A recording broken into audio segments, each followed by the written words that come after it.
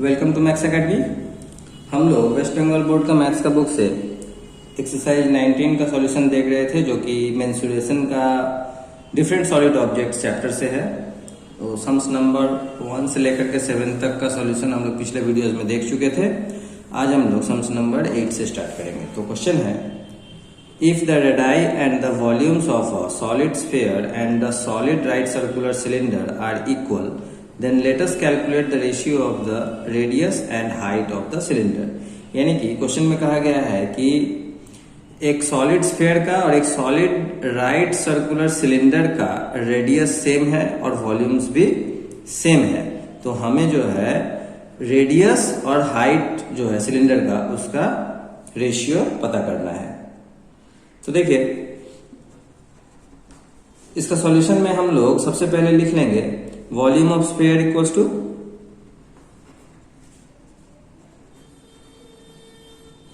Volume of sphere क्या होता है 4/3 पाई आर क्यूब, और वॉल्यूम ऑफ सिलेंडर होता है पाई r square H.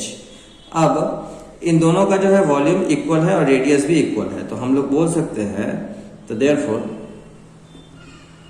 4/3 pi r cube is equals to pi r square h. अब यहां से पाई पाई कट गया, यहां से आर स्क्वायर कट गया, तो यहां से सिर्फ क्यूब कटा, यानी कि हम लोगों का बचा 4/3 आर इक्वल्स टू एच।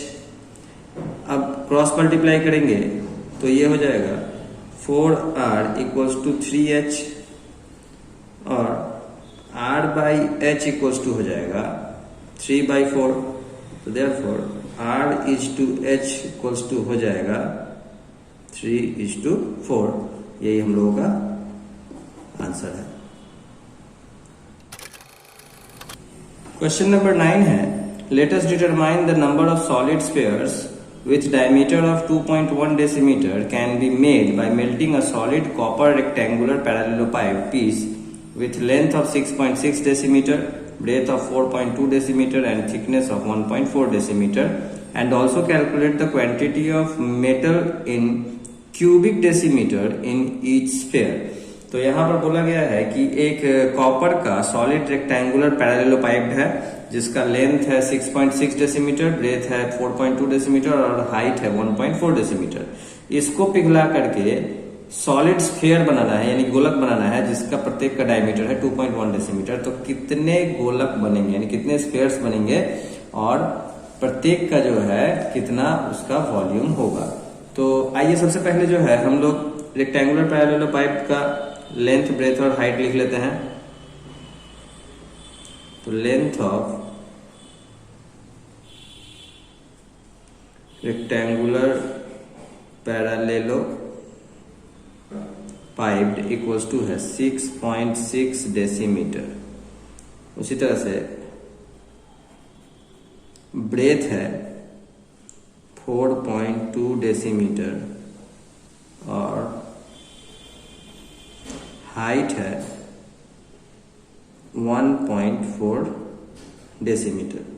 तो देयरफॉर वॉल्यूम क्या होगा,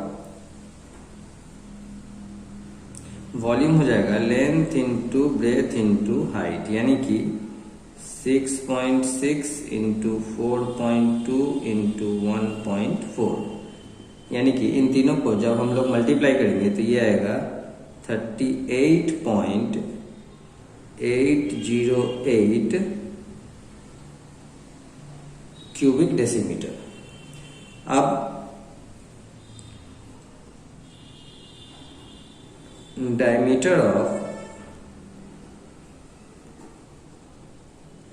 ईच स्फीयर है 2.1 डेसीमीटर।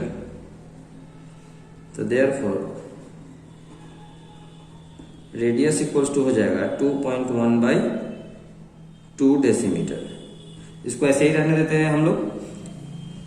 तो देयरफॉर वॉल्यूम ऑफ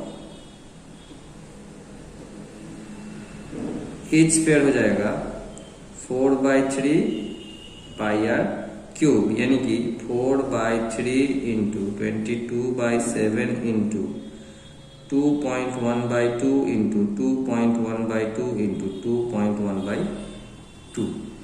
अब 2 से 4 कट गया 2 टाइम्स में, फिर 2 से 2 कट गया और फिर 2 से ये 22 का कट गया 11 टाइम्स में। 7 से ये 2.1 कटा 0.3 टाइम्स में और 3 से ये 0.3 कटा 0.1 टाइम्स में। यानी कि हम लोगों के पास बचा 11 इंटू 0.1 इंटू 2.1 इंटू 2.1। जब हम लोग इन चारों को मल्टीप्लाई करेंगे तो ये आएगा 4.851 क्यूबिक डेसीमीटर, जो कि हम लोगों का सेकेंड आंसर है, जिसका मतलब प्रत्येक स्फीयर का वॉल्यूम निकालने के लिए कहा गया था। अब हम लोगों को कहा गया है कि नंबर ऑफ स्फीयर्स निकालने के लिए, तो देयरफॉर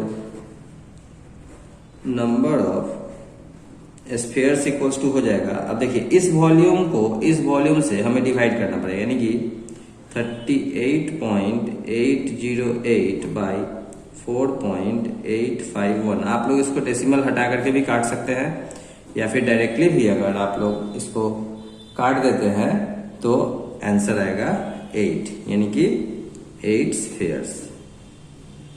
ये हम लोगों का फर्स्ट आंसर आ गया। तो इस तरह से हम लोगों का इस सम्स का दोनों आंसर आ गया।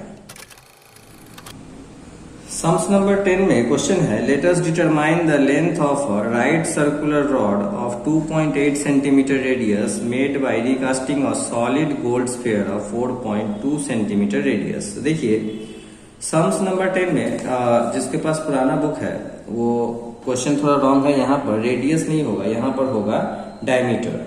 ठीक है, तो इसको जो है हम लोग काट करके डायमीटर कर लेंगे, क्योंकि अगर हम लोग रेडियस का निकालेंगे तब हम लोग का आंसर मैच नहीं करेगा, तो हम लोग इसको डायमीटर कर लेंगे। अब क्वेश्चन के हिसाब से क्या बोल रहा है कि एक राइट सर्कुलर रॉड है जिसका डायमीटर है 2.8 सेंटीमीटर और उस रॉड को पिघला करके सॉलिड स्फीयर बनाया गया है जिसका प्रत्येक का रेडियस है 4.2 सेंटीमीटर। तो हमें बताना है कि उस रॉड का लेंथ कितना होगा। तो आइए सबसे पहले जो है हम लोग लिख लेते हैं radius of sphere.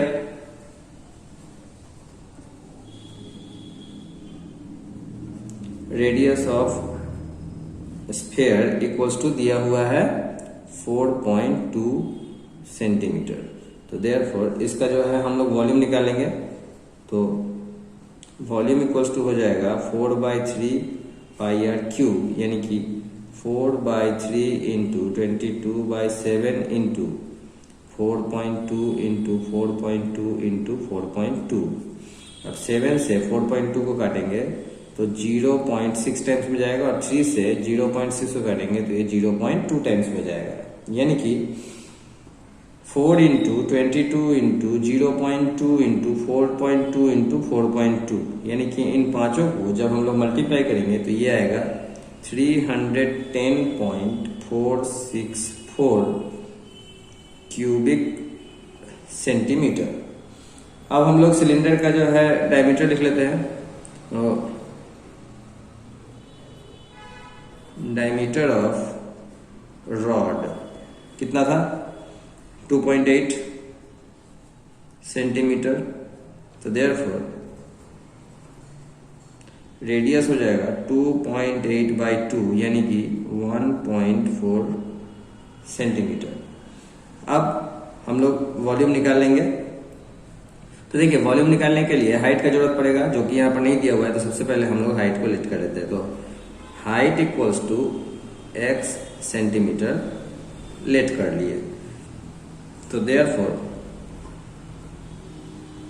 Volume equals to हो जाएगा πr²h, यानी कि 22/7 इंटू 1.4 इंटू 1.4 इंटू x।